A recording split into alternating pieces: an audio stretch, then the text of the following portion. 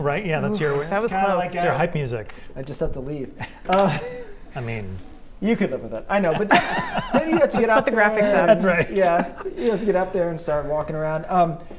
Today was actually a pretty nice day. I like that the last couple of storms we've had have been overnight mostly, and then good it's been timing. like brilliant the next day. Right. Yeah. Here for Cool that. with that. I like that.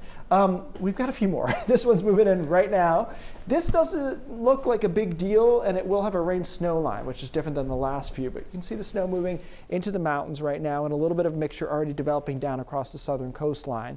So the difference between this and the last couple of clippers is that rain-snow line. Temperatures today just got a little bit too warm, and they're going to hang in that zone in the mid to upper 30s all night tonight. So along the coast, especially from about Rockland down south to Portsmouth, New Hampshire, we'll be looking at just rain. I don't think we're going to see any snow there at all. We'll see a little bit of a mixture inland, as you just saw on the radar there, and then snow for the rest of the state. But at no point is this precipitation shield really that well put together. So it's just periods of light snow away from the coast and light rain along the coastline through tonight, about 2 in the morning or so, and then we should start to dwindle this out of here by tomorrow morning. Starts off bright and bluebird like today, but then temperatures are falling. So it stays bright, but watch these temperatures down into the teens by tomorrow afternoon, single digits into the mountains.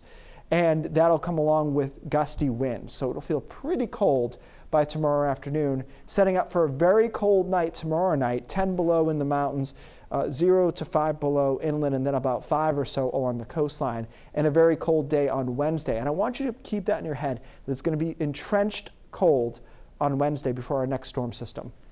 One map at a time, though. This is for tonight. I don't think we'll see any accumulation in the shaded kind of green area here. A dusting to 2 inches is a bigger range than is ideal, but I also think it's going to be accurate because some spots will just miss some of the heavier pockets of snow tonight, so they'll end up with a dusting. Other spots, especially in the mountains, will end up with probably 1 or 2 inches of accumulation.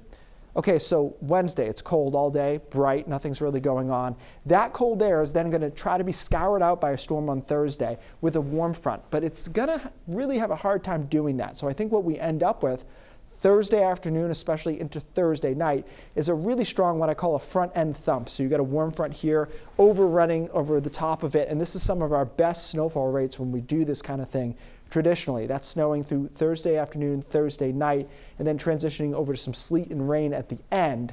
But I think most of this is snow with a little sleet mixed in. So 3 to 6 inches for Thursday. So again, 2 maps, 1 forecast. I know that gets a little confusing, but this is for Thursday. 1 to 3 inches across northern Maine. Then we'll watch that sleet line down across southern Maine. Guys, we could have done 3 maps today if we really wanted to, because Sunday looks like it's coming through as well, and that may be another 3 to 6, 4 to 8, maybe.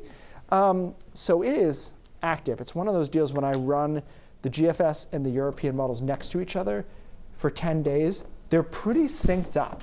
And you know that's not always the case. Right. So they all have pretty much, Thursday, Sunday, next week another storm. And so it looks very busy through mid-February. consistent. Yes. Okay. Keith, thank you.